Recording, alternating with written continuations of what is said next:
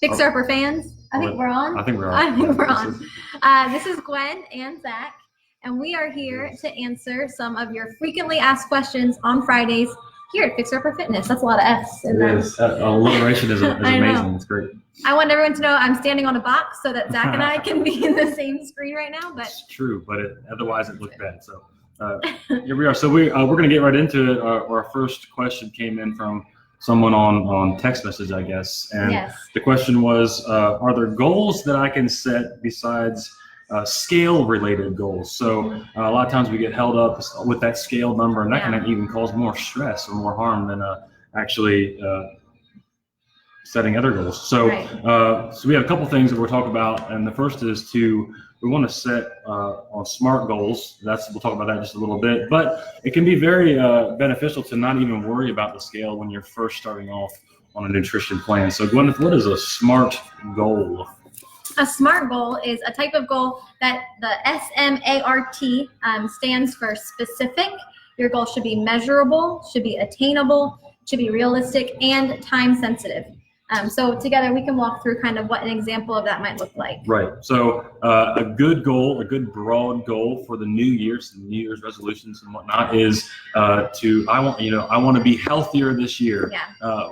But where exactly do I begin? So we start to plug away that goal into the SMART goal formula. And the first thing we want to do is make a specific goal, something we can actually think about and actually make an action to do. So a specific goal to being healthier might be to eat a little bit better, and an example of that would be to add some fruits and vegetables to your diet. That's the S, that's specific, it's something you can track, has nothing to do with the scale. It's easy to do. You go to the grocery store and you pick up a couple bananas or something like that.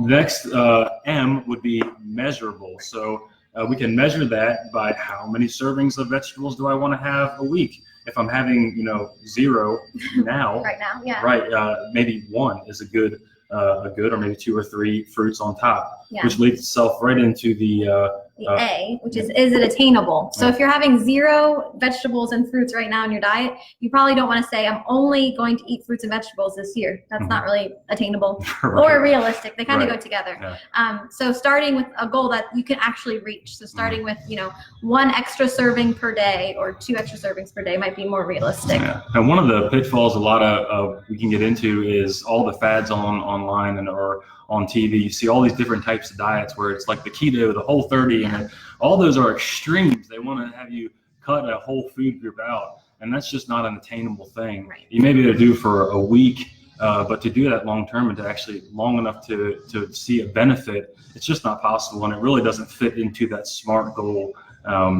mantra that we're trying to do, that what we call this strategy, SMART goal strategy. So the problem with those diets that are diets in general is that it's really hard. Once you fail them, you kind of just go the opposite direction and you're not making any positive changes.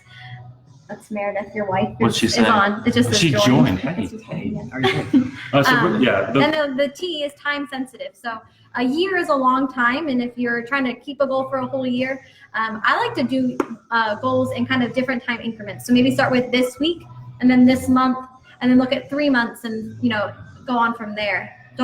Don't get caught up in like a large time frame, because then if you don't see results, that can be overwhelming. Right, and it's good to break it down, and it's also good to create these SMART goals and think about it, make a plan for it, and just know that the goals, the strategies you're going to make to reach your goal to be healthier, those are going to take time. They are going to take time. Time sensitive to reach that goal may be 6 months, but you want to break that down into multiple different stages so that you're not getting bored with your nutrition. Like you don't want to only eat bananas for 6 months and then try to change. Keep it flexible, keep it fresh, and just make small changes over time. And then periodically, once you make those, set those time limits. Say you're going to try 2 extra servings of fruits and vegetables for the first 2 weeks. That makes sense. 2 and 2. It's easy to remember. And then once you do that, step back on the scale after 2 weeks and see if you've made a change. And most likely you will, if you've done it, if you've been honest with yourself.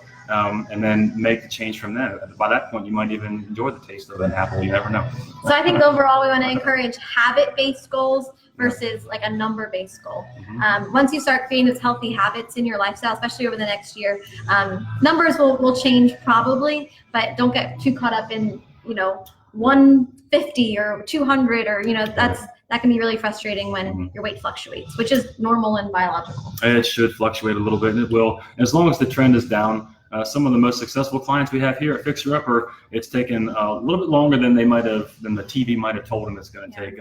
Our most successful clients, it's been 6, 8, 12 months of consistency and small changes. If you talk to those folks who you know in your life who have made consistent and have made changes, they're going to tell you that it's been little things they did over time. It's the small changes, the SMART goals that they made. So stick to the habits. We're talking more about how to reach your goals tomorrow. There's a workshop, shameless plug. We have a workshop tomorrow, how to reach your goals. And so I'm going to be there, I think it's 10 o'clock. 10 o'clock. We're going to talk a little bit about fitness and a little bit about nutrition and how to combine those into a SMART strategy to reaching your goals for 2020.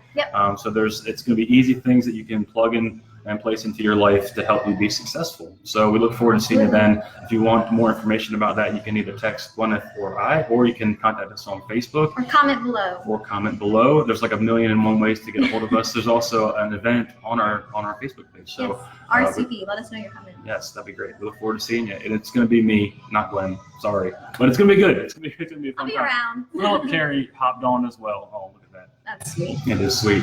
So feel free to drop us a question and make sure you tune in. We're going to be trying to do this frequently asked questions session. Is it every Friday? We're going to try. We're going to do every Friday. It's hard. New year, new Fixer Upper Fitness frequently asked questions. That's a lot of F's. All right. It is a lot of F's. All right. Thank you guys. See you tomorrow. Yeah. Bye. Whoops. And